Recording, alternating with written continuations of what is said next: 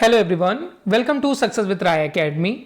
29 सितंबर 2023 के दैनिक जागरण के राष्ट्रीय संस्करण को आज के इस वीडियो में हम डिस्कस करेंगे। तो चलिए वीडियो को स्टार्ट करते हैं और सबसे पहली न्यूज़ हम ले रहे हैं कि निशानेबाजों ने दिलाया एक और स्वर्ण, वुशु में मिला चांदी।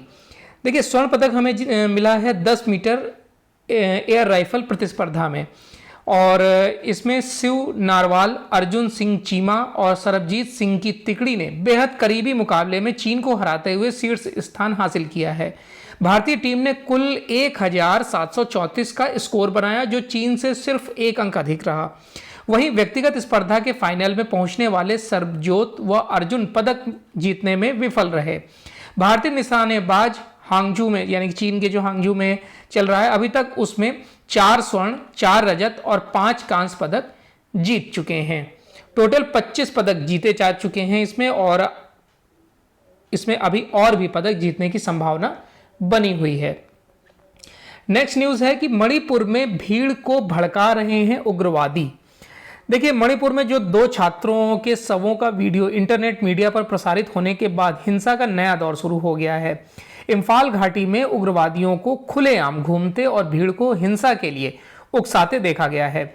अधिकारियों ने भी बताया इसमें कि बुधवार शाम को काले कपड़े पहने हथियारबंद लोगों को उत्तेजित युवाओं को पुलिस पर हमला करने का निर्देश देते देखे गए हैं। इसके बाद कई वाहनों में आग भी लगा दी गई है। सुरक्षा एजेंसियां लंबे समय से चेतावनी दे रही हैं कि United national liberation front, people liberation army और अन्य प्रतिबंधित जितने भी संगठन हैं, वे उग्रवादी भीड़ का हिस्सा बनकर सुरक्षा बलों पर हमला कर रहे हैं। इसके अलावा वे प्रदर्शनकारियों को निर्देश भी देते देखे गए हैं।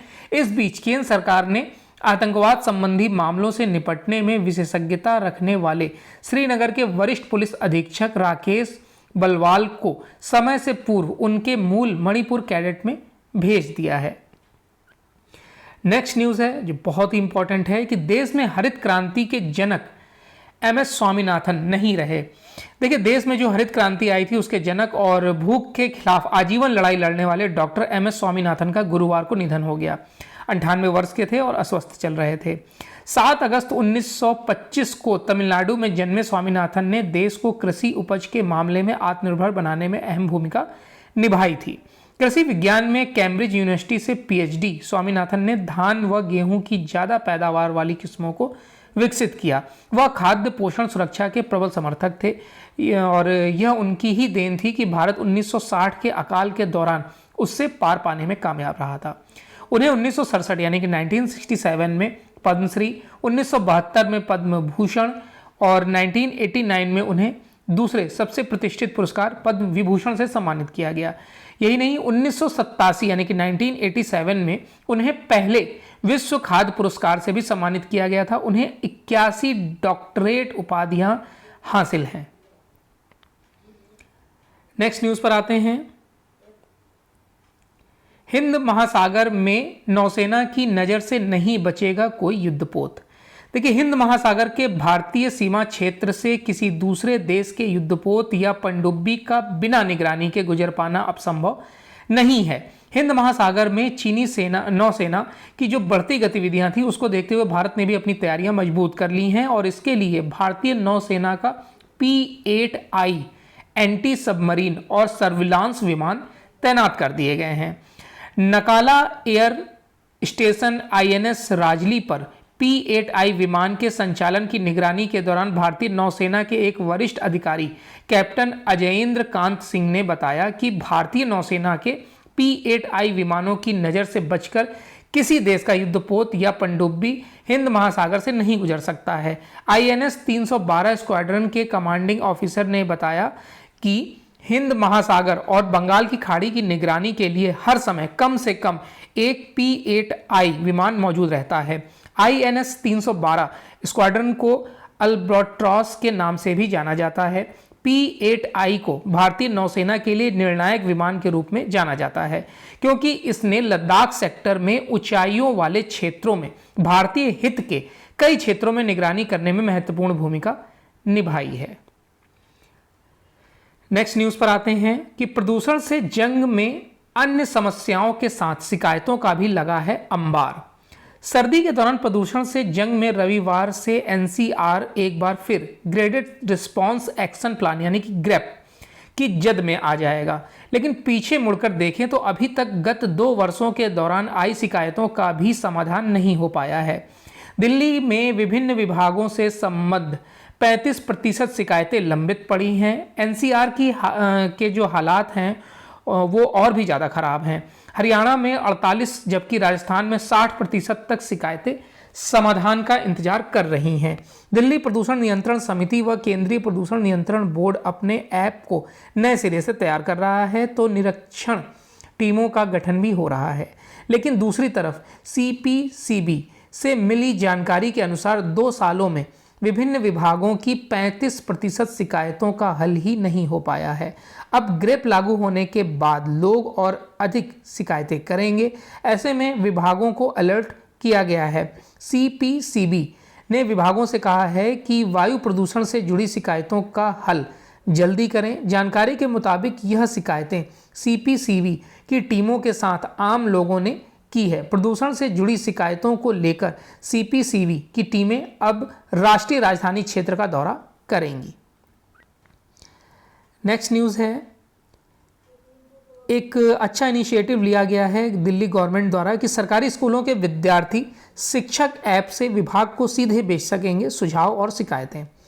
दिल्ली सरकार के स्कूलों के विद्यार्थी और शिक्षक सीधे विभाग को सुझाव एवं शिकायतें भेज सकेंगे। इसके लिए शिक्षा निदेशालय ने DOE निरीक्षण ऐप की शुरुआत की है। शिक्षा मंत्री आतिशी ने गुरुवार को ऐप को लॉन्च किया है। निदेशालय की ओर से विकसित ऐप के बारे में शिक्षा मंत्री आतिशी ने कहा कि शिक्षा विभाग की यह पहल स्कूल में विद्यार्थियों और शिक्षकों की जरूरतों को तेजी से पूरा करने में बेहद मददगार साबित होगी। ऐप हमारे स्कूलों को बेहतर बनाने की दिशा में एक और महत्वपूर्ण कदम है, जहां शिक्षक और विद्यार्थी सीधे तौर पर विभाग से जुड़ेंगे। इनके सुझावों के साथ स्कूलों में जरूरी बदलाव लाने में मदद मिलेगी। शिकायतों पर फौरन संज्ञान लिया जा सकेगा। विद्यार्थी और शिक्षक समान रूप से अपने स्कूलों से संबंधित किसी भी तरह का प्रश्न और शिकायत दर्ज करने के लिए ऐप का उपयोग कर सकते हैं। नेक्स्ट न्यूज़ पर है कि जो हमारे सड़क एवं परिवहन मंत्री हैं नितिन गडकरी, उन्होंने कहा है कि साल के अंत तक गड्ढा मुक्त हो जाएंगे नेशनल हाईवे। सड़क परिवहन और राष्ट्रीय राजमार्ग मंत्री नितिन गडकरी ने कहा है कि इस साल दिसंबर तक 1.46 लाख किलोमीटर के राष्ट्रीय राजमार्ग को गड्ढा मुक्त कर दिया जाएगा। इस योजना को सफल बनाने के लिए युवा इंजीनियरों की मदद ली जाएगी और उन्हें राजमार्ग को गड्ढा मुक्त करने की जिम्मेदारी सौंपी जाएगी। गुरुवार को नई दिल्ली में गडकरी ने कहा कि बारिश की वजह से राजमार्ग पर गड्ढे हो जाते हैं और इस समस्या को दूर करने के लिए नई नीति लाई जाएगी। बारिश की वजह से NH यानी कि नेशनल हाईवे के पास से नाले जाम हो जाते हैं। रोबोट की मदद से इन नालों की जांच व सफाई का काम किया जाएगा। राजमार्ग के अतिक्रमण को भी समाप्त किया जाएगा क्योंकि इस कारण कई बार दुर्घटना हो जाती है। जल्द ही NH के सेफ्टी ऑडिट का काम IIT और अन्य इंजीनियरिंग कॉलेज के छात्रों को दिया जाएगा। इससे सरकार का कम लागत कार्य जो है वो कम लागत में हो जाएगा और छात्रों को नौकरी भी मिलेगी। सुप्रीम कोर्ट ने HIV प्रभावित बच्चों की संपत्ति सुरक्षित करने के निर्देश दिए हैं। सुप्रीम कोर्ट ने अपने एक महत्वपूर्ण फैसले में HIV और एड्स पीड़ितों के कल्याण के लिए केंद्र और राज्य सरकारों को निर्देश जारी किए हैं। कोर्ट ने HIV एंड एड्स यानी कि प्रिवेंशन एंड कंट्रोल एक्ट 2017 को प्रभावी रूप से लागू करने, उसका क्रियान्वयन सुनिश्चित करने के निर्देश दिए हैं। इन निर्देशों में कोर्ट ने यह भी कहा है कि केंद्र और राज्य सरकारें HIV एक्ट की धारा 16(1) के तहत HIV या एड्स से प्रभावित बच्चों की संपत्ति की सुरक्षा के लिए उचित कदम उठाएंगे। साथ ही HIV या एड्स प्रभावित लोगों को सुविधाएं व इलाज सुनिश्चित करने के भी निर्देश दिए गए हैं। कोर्ट ने देश भर की अदालतों, अर्ध न्यायिक संस्थाओं, सभी ट्रिब्यूनलों, आयोग और फोरम को निर्देश दिया है कि HIV एक्ट के प्रावधानों को अनुपालन करते हुए HIV एवं एड्स प्रभावित व्यक्ति की पहचान गोपनीय रखने और ऐसे लोगों के मामले और शिकायतों को प्राथमिकता के आधार पर निपटाएंगे। नेक्स्ट न्यूज़ पर आते हैं। स्पीकर ने दानिश विधुड़ी प्रकरण की सभी शिकायतें विशेषाधिकार समिति को भेज दी है।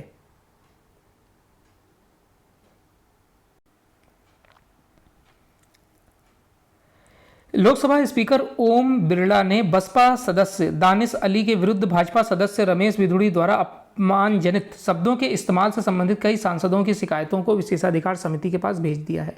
चंद्रयान-3 की सफलता और अंतरिक्ष क्षेत्र में भारत की उपलब्धियां विषय पर लोकसभा में चर्चा के दौरान 21 सितंबर को विधूड़ी ने अली के विरुद्ध आपत्तिजनक शब्दों का इस्तेमाल किया था। इसके बाद खुद दानिश अली ने के अलावा लोकसभा में कांग्रेस के नेता अधीर रंजन चौधरी, रांगपा सदस्य सुप्रिया सुले सहित कई लोगों ने इसकी शिकायत विशेषाधिकार समिति के पास भेजने को कहा था।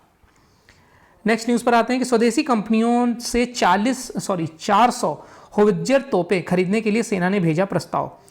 स्वदेशी रूप से डिजाइन और विकसित हथियार प्रणालियों को बढ़ावा देने के बड़े प्रयास के तहत सेना ने भारतीय कंपनियों से 400 होवित्जर तोपें खरीदने के लिए रक्षा मंत्रालय को एक प्रस्ताव भेजा है। इस खरीद पर 6,500 करोड़ रुपए से अधिक का खर्च आएगा।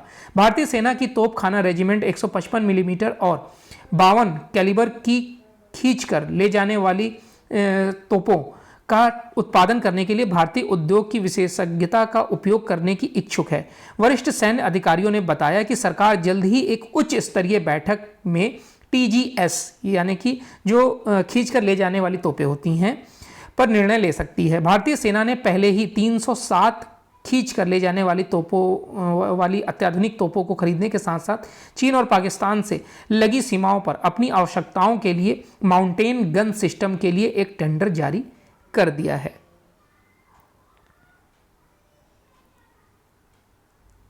अमेरिका ने 10 लाख से अधिक गैर अप्रवासी वीजा जारी किए हैं। भारत में अमेरिकी मिशन ने गुरुवार को इस साल 10 लाख गैर अप्रवासी वीजा आवेदनों को प्रोसेस करने के अपने लक्ष्य को पार कर लिया है। भारतीय अब दुनिया भर में सभी वीजा आवेदकों में से 10% से अधिक का प्रतिनिधित्व करते हैं। दूतावास ने कहा है कि प्रोसेस वीजा आवेदनों की संख्या प्री कोविड 2019 और 2022 में प्रोसेस संख्या से 20% अधिक है और भारतीयों ने दुनिया भर में 10 में से 1 आवेदन किया हुआ है। लेडी हार्डिंग कॉलेज की वरिष्ठ सलाहकार डॉक्टर रंजू सिंह अमेरिकी दूतावास से 10 लाखवां वीजा जारी होने के बारे में ईमेल मिलने के बाद खुश नजर आईं।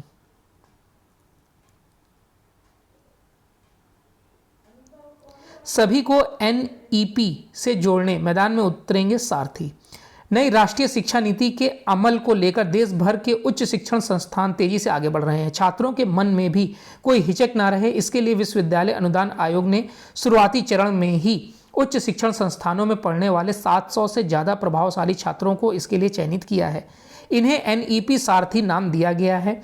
इन चयनित छात्रों को जल्द ही प्रशिक्षण दिया जाएगा। इसमें नई शिक्षा नीति से उच्च शिक्षा में होने वाले बदलावों और छात्रों के भविष्य को कैसे यह बेहतर बनाएगी, इससे जुड़ी सारी जानकारी दी जाएगी।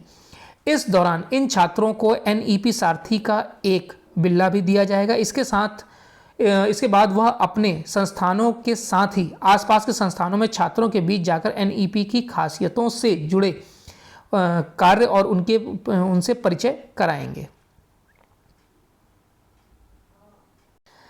नेक्स्ट न्यूज़ है बिजनेस पेज से कि CAD व विदेशी कर्ज को लेकर सतर्कता जरूरी। चालू वित्त वर्ष की पहली तिमाही में चालू खाते में घाटे यानी कि CAD और बढ़ते कर्ज को लेकर देश की स्थिति को कमोवेश संतोषजनक बताया जा सकता है, लेकिन कच्चे तेल की कीमतों में तेजी का जो दौर देखने को मिल रहा है उससे स्थिति बिगड़ भी सकती है। गुरुवार को RBI की तरफ से जारी रिपोर्ट के मुताबिक अप्रैल से जून 2023 के दौरान भारत का CAD यानी कि देश से बाहर भेजी जाने वाली विदेशी मुद्रा और देश में बाहर से आने वाली विदेशी मुद्रा का अंतर GDP के मुकाबले 1.1% रहा है और हाल ही में यह जानकारी मार्च 2023 के तिमाही के आंकड़ों से काफ़ी ज़्यादा है। अब कच्चे तेल पिछले एक वर्ष के उच्चतम स्तर यानी कि $98 प्रति बैरल हो चुकी है, तो CAD की स्थिति पर नकारात्मक असर पड़ सकता है। 1 अक्टूबर से महंगी हो जाएगी विदेश यात्रा। 1 अक्टूबर से विदेशी यात्रा महंगी हो जाएगी। इसकी वजह यह है कि विदेश यात्रा पैकेज और लिबरलाइज्ड रेमिटेंस स्कीम पर 7 लाख रुपए से अधिक खर्च करने वालों के लिए TCS यानी स्रोत पर कर संग्रह की सबसे ऊंची 20% की दर लागू हो जाएगी। वर्तमान में RBI के SLR के तहत विदेश में हस्तांतरित धन पर 7 लाख रुपए से अधिक की राशि पर 5% TCS लगता है। बजट 2023-24 में 1 जुलाई से प्रभावी LRS और विदेश यात्रा पैकेज पर TCS दरों को 5% से बढ़ाकर 20% कर दिया गया था। अभी एक वित्त वर्ष में 7 लाख रुपए तक के SRL हस्तांतरण पर कोई TCS नहीं लगता है। एक वर्ष में शीर्ष 75 कंपनियों की संपत्ति 4% घटी है। देश की शीर्ष 75 मूल्यवान कंपनियों की कुल संपत्ति में बीते एक वर्ष के दौरान 4% की कमी आई है। मार्केटिंग डाटा और एनालिटिक्स फर्म कंटार की ताजा रिपोर्ट के अनुसार इस गिरावट के बाद शीर्ष 75 कंपनियों की कुल संपत्ति $379 अरब रह गई है। रिपोर्ट में कहा गया है कि कंपनी की संपत्ति में गिरावट से संकेत मिलता है कि हाल ही के दिनों में सप्लाई चेन से जुड़ी चुनौतियां, बढ़ती ब्याज दर और ब्याज की अनिश्चितता से कंपनियां व उपभोक्ता दोनों प्रभावित हुए हैं। चलिए नेक्स्ट न्यूज़ है इंटरनेशनल पेज से। सुलिवान के साथ द्विपक्षीय संबंधों की प्रगति पर जयशंकर ने की चर्चा। विदेश मंत्री एस जयशंकर ने गुरुवार को अमेरिका के राष्ट्रीय सुरक्षा सलाहकार JK सुलिवान से मुलाकात की और दोनों देशों के बीच द्विपक्षीय संबंधों में प्रगति व इसे आगे बढ़ाने के तरीकों पर चर्चा की। मंगलवार को संयुक्त राष्ट्र महासभा के 78वें सत्र को संबोधित करते हुए बाद में बुधवार को न्यूयॉर्क से यहां पहुंचे जयशंकर का अमेरिकी विदेश मंत्री एंटी ब्लिंकन से भी मुलाकात करने का कार्यक्रम है। वह ब्लिंकन से अमेरिकी विदेश विभाग के मुख्यालय में मुलाकात करेंगे। विदेश मंत्री अमेरिकी व्यापार प्रतिनिधि कैथरीन टाई से भी मुलाकात कर सकते हैं। जयशंकर ने एक्स पर लिखा कि राष्ट्रीय सुरक्षा सलाहकार जैक सुलिवान से मुलाकात के साथ वाशिंगटन DC की यात्रा शुरू की गई है। इस वर्ष हमारे द्विपक्षीय संबंधों में अत्यधिक प्रगति को रेखांकित किया गया है और इसे आगे बढ़ाने पर चर्चा की गई है। चीन से तनातनी के बीच ताइवान ने बनाई पहली स्वदेशी पनडुब्बी। चीन से तनातनी के बाद ताइवान ने पहली स्वदेशी पनडुब्बी बना ली है। परीक्षण प्रक्रिया के बाद 2024 में नौसेना में शामिल की जाएगी। ताइवान की सुरक्षा मजबूत करने और चीनी नौसेना के विरुद्ध प्रतिरोधक क्षमता विकसित करने की दिशा में यह एक बड़ा कदम माना जा रहा है। चीन के रक्षा मंत्रालय ने कहा है कि ताइवान का यह कदम कुछ नहीं, विलय रोकने का प्रयास है। ताइवान की सत्ताधारी पार्टी चाहे कितनी भी हथियार बनाए या खरीदे, वह लोगों की दृढ़ इच्छा शक्ति को नहीं रोक पाएगी। चलिए, तो ये आज का यानी 29 सितंबर 2023 का दैनिक जागरण का राष्ट्रीय संस्करण था। आई होप आपको वीडियो अच्छा लगा होगा। अगर वीडियो अच्छा लगा हो तो लाइक और शेयर कर दीजिएगा। वीडियो देखने के लिए धन्यवाद।